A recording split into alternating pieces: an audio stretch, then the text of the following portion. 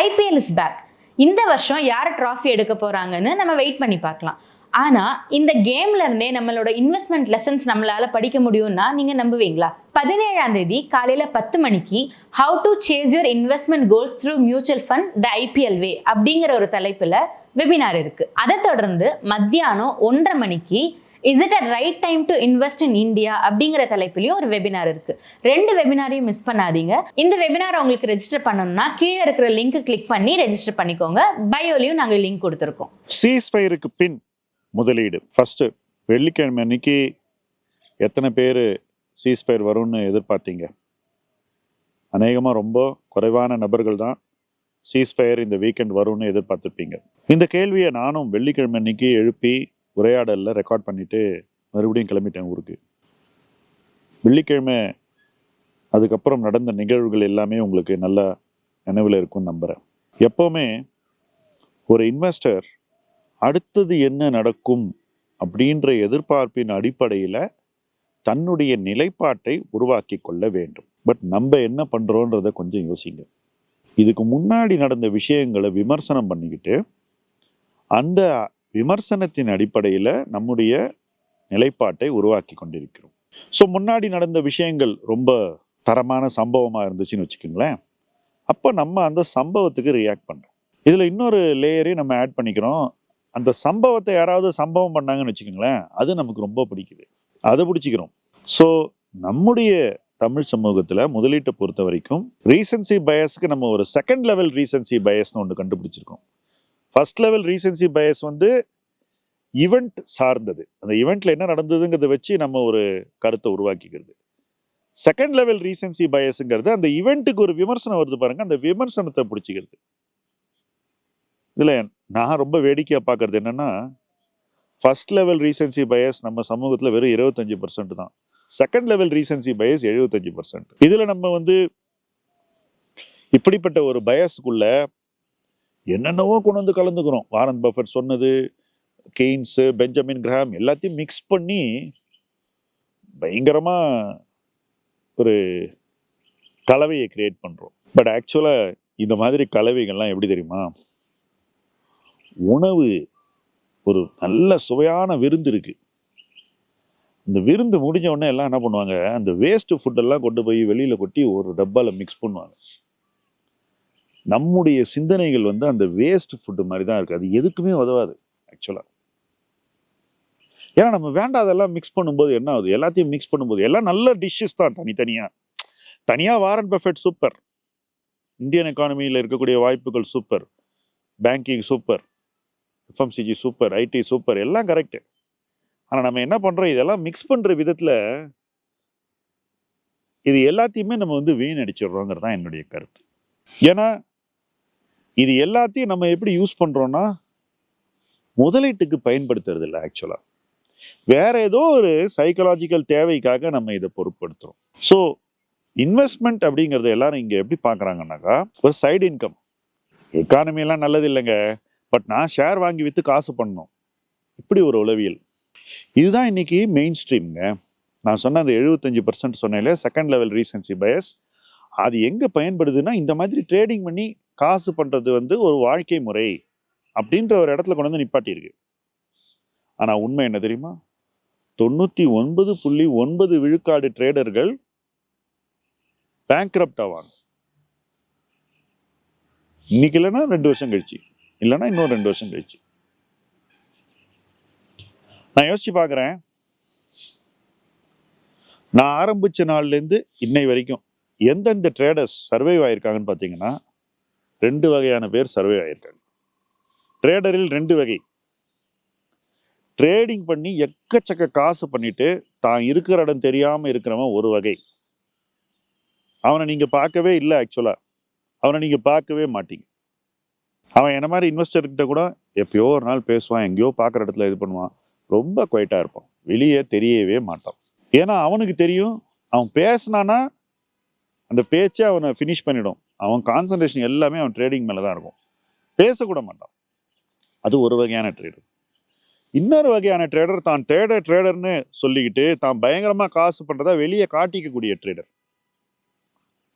அவனுக்கு வெளியில காட்டிக்க வேண்டிய தேவைதான் வாழ்க்கையில மிக முக்கியமானது. ஆனா உண்மையை சொல்லட்டுமா, அவன் வெறும் 50-100 ஷேர் வாங்கி விற்கிறவன். நான் இந்த ஷேர் இந்த விலைக்கு வாங்கினேன், இவ்வளவு காசு பண்ணேன்னு தான் சொல்லுவாங்க. எவ்வளவு வாங்கினேன்னு சொல்ல மாட்டான். அவன் பெரிய காசு பண்ணவே மாட்டான். அவன் நிறைய பேர் போய் டெய்லி இந்த 2 பைசாக்கு சீட் ஆடுவாங்க, ரம்மி, அந்த கோஷ்டி. ஆனா நீங்க வெளியில இருந்து பார்க்கும்போது அவன் பயங்கர சக்சஸ்ஃபுல் ட்ரேடர், அவன் சொல்றதெல்லாம் நடக்குது அப்படின்னு நீங்க நினைப்பீங்க. அந்த நினைப்பை வச்சுக்கிட்டு நீங்க நிறைய ட்ரேடிங் பண்ணி பணக்காரன் ஆகலாம் அப்படின்ற எக்ஸ்பெக்டேஷன்ல வர்றீங்க. இங்கதான் சிக்கல். நீங்க இந்த மாதிரி ஒரு ட்ரேடிங் ஃபார்மேட்டை வச்சுட்டு ஹெவி ட்ரேடிங் பண்ணீங்கன்னா லாஸ்ட்ல போயிடுவீங்க. இந்த 50-100 பண்றவனுக்கு ஒரு நாள் பண்ணுவான், ஒரு நாள் விடுவான். அவனுக்கு அது ஒரு ego trip. It is not a wealth creation trip. கொஞ்சம் பண்ணா பணம் பண்ணா போறன்றதா அவனுடைய சைக்காலஜியே. அதிகம் பண்ணாதே அப்படின்னு அவன் உங்களுக்கே சொல்லுவான். பட் நீங்க அதை ஏத்துக்க மாட்டீங்க. நீங்க என்ன நினைப்பீங்க, அவன் சொல்றது சரியா இருக்கா, நம்ம பெருசா பண்ணுவோம் அப்படின்னு நீங்க நினைப்பீங்க. இங்கதான் சிக்கல். நிச்சயமா அது ஒரு நல்ல இடத்துக்கு ஒரு இன்வெஸ்டரை கொண்டு போகாது இந்த மாதிரி ட்ரேடிங் பண்றது. இந்த ட்ரேடிங்கை நீங்க யார் வழியா பண்றீங்க அப்படிங்கிறது ஒரு விஷயமே இல்லை. நீங்க அதை ஜீரோதாலையோ க்ரோலையோ அப்ஸ்டாக்லையோ பிளாட்ஃபார்ம்ல பண்ணலாம், இல்ல உங்களுக்குன்னு ஒரு நபரை வச்சுக்கிட்டு அவர் மூலமா பண்ணலாம், இல்ல ஆலோசனை வழங்குறவர்கிட்டயே பண்ணலாம். அவுட்கம் ஒண்ணுதான். சஸ்டெயினபிளா ட்ரேடிங் பண்ணி பெரிய பணம் சம்பாதிக்கிறதுங்கிறது ஒருவேளை அந்த 0.1% நபர்கள் செஞ்சா கூட அது உங்க முன்னாடி வரப்போறதே இல்லைங்கிறத முதல்ல எத்தனை பேர் புரிஞ்சுக்கிட்டு இருக்கீங்க? You are never going to see it. So நீங்க ட்ரேடிங் அப்படின்னு பாக்குறது ட்ரேடிங்கே இல்லை. உங்ககிட்ட நான் ட்ரேடிங் பண்றேன் அப்படின்னு சொல்றவங்க ட்ரேடரே இல்லை, அவங்க டைம் பாஸ் ஆளுங்க. ஸோ இந்த டைம் பாஸ் ஆளுங்களை பார்த்து நீங்க ஒரு வாழ்க்கை முறையை உருவாக்கிக்கிட்டீங்கன்னா அது உங்களை எப்படி பாதிக்கும்ன்றத அட்லீஸ்ட் இப்போ நீங்க யோசிச்சுக்கிறது நல்லது. ஏன்னு நான் சொல்றேன். இப்போ சீஸ்ஃபயர் முடிஞ்சிடுச்சு. இன்னைக்கு மார்க்கெட் மேலே போக போகுது. நீங்க இந்த வீடியோவை பார்க்கும்போது மார்க்கெட் மேலே போயிட்டு அதுக்கப்புறம் மாறி கூட இருக்கலாம். இதையெல்லாம் ப்ரெடிக்ட் பண்ண அவசியமே இல்லை. ஒரு விஷயத்தை நீங்க தெளிவா புரிஞ்சுக்கணும். இந்தியன் மார்க்கெட்ஸ் டோட்டலா ஃப்ளோ ட்ரிவனா இருக்க போகுது. பணம் வந்தா மார்க்கெட் நல்லா இருக்கும், பணம் வெளியே போச்சுன்னா மார்க்கெட் கீழே போயிடும். பணம் வர்ற இடத்துல மட்டும்தான் மார்க்கெட் நல்லா இருக்கும், பணம் வராத இடத்துல மார்க்கெட் நல்லா இருக்காது. உதாரணத்துக்கு நீங்க நிறைய சப்ரைம் ஸ்டாக்ஸை வாங்கி ஒரு போர்ட்ஃபோலியோ கிரியேட் பண்ணிருப்பீங்க. சப்ரைம்னா தரத்தில் குறைவான நிறுவனங்கள் அல்லது எதிர்காலத்தில் நிறைய தடைகளை சந்திக்கக்கூடிய, சவால்களை சந்திக்கக்கூடிய நிறுவனங்கள். உங்க போர்ட்ஃபோலியோ ஃபுல்லா சவாலை சமாளி போர்ட்ஃபோலியோவா இருக்கு, ஃபுல் ஆஃப் சப்ரைம் ஸ்டாக்ஸ். இந்த சவாலை சமாளி போர்ட்ஃபோலியோல இருக்கக்கூடிய ஸ்டாக்ஸ் எந்த அளவுக்கு ஃப்ளோஸ்ல இருந்து பெனிஃபிட் ஆகும், வரக்கூடிய எஃப்ஐஐ ஃப்ளோஸ் உங்க போர்ட்ஃபோலியோக்கு வருமானது என்ன பொறுத்த வரைக்கும் கேள்விக்குறி. ரெண்டாவது, ஒருவேளை அது வந்தாலும் ஒரு பங்குல வந்தா அந்த பங்கு மட்டும் மேலே போகும், இன்னொரு பங்கு கீழே போறதுக்கும் வாய்ப்புகள் அதிகமா இருக்கு. இதுதான் இன்னைக்கு இருக்கக்கூடிய முக்காவாசி சவாலே சமாளி போர்ட்ஃபோலியோல பிரச்சனை. பட் யாருமே இந்த சவாலே சமாளி போர்ட்ஃபோலியோ விட்டு வெளியே சப்ரைம் ஸ்டாக் விட்டு வெளியே ஒரு டீசென்டான போர்ட்ஃபோலியோ பில்ட் பண்ண ரெடியா இல்லை. ஏன்னா ஈகோ. நான் இந்த ஸ்டாக்ஸை வச்சிருக்கேன், நான் ப்ரூவ் பண்றேன், இந்த ஸ்டாக்லயே நான் காசு பண்ணுவேன் அப்படின்னு. இதெல்லாம் எங்க போய் முடியும்னு எனக்கு தெரியாது. ஏன்னா என்னுடைய லேர்னிங் என்னன்னா, ஸ்டாக் மார்க்கெட்ல இந்த மாதிரி ஈகோக்கெல்லாம் இடமே இல்லை. 2 பைசா சீட் ஆடுறவனா ஈகோ வச்சுக்கலாம், டெய்லி நான் சீட் ஆடுறேன் அப்படின்னு. ஆனா பணக்காரன் ஆகணும்னு நினைக்கிறவனுக்கு இந்த ஈகோ இருக்கக்கூடாதுங்க. அதுதான் சிம்பிளஸ்ட் பாயிண்ட். நீங்க ஃபர்ஸ்ட் கோடீஸ்வரன் ஆகணும், அங்கேருந்து நீங்க டாலர் மில்லியனர் ஆகணும், அங்கேருந்து இன்னும் எல்லா செல்வங்களையும் சேர்க்கணும். உங்களுடைய சமூகத்துல நீங்க தனித்து நிற்கணும்.